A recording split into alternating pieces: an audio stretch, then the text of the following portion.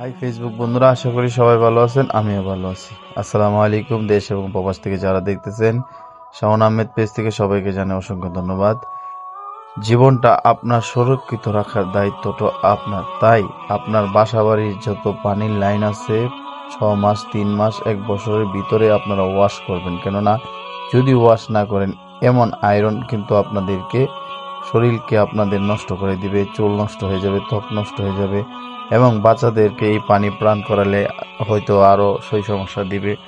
তো পাশাপাশি দেখা যাইতেছে অনেক দিক দিয়ে কিন্তু প্রবলেম হবে। আমি যে আয়রনগুলো আপনাদেরকে দেখাচ্ছি, তো এটি কিন্তু আমি শুধু একটি গিজারের ভিতর থেকে এই ময়লাগুলা বাক করলাম।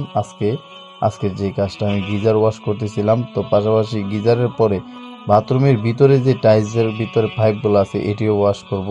তো সম্পূর্ণ ভিডিওটা দেখতে থাকুন, আমি কিভাবে গিজারটা খুললাম, কিভাবে গিজারটাকে ওয়াশ করলাম। অবশ্যই আপনাদের কাজে আসবে। যদি ভালো লেগে থাকে অবশ্যই কাজটাকে শেয়ার করে দেবেন। নিত্য নতুন ভিডিও পাওয়ার জন্য শাওন আহমেদ পেজটাকে ফলো দিয়ে রাখবেন। তো দেখতে থাকুন, সম্পূর্ণ ভিডিওটা দেখেন কি পরিমাণ আয়রন এবং কি পরিমাণ ময়লা।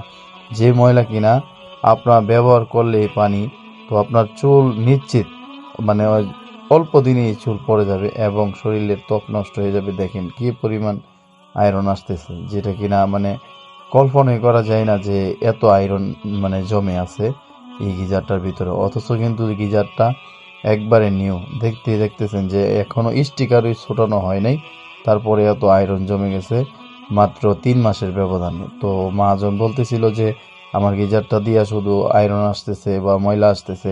তখন আমি বলি যে ঠিক আছে, এটা ওয়াশ করতে হবে। তখন আমি যাই যে এটাকে ওয়াশ করি।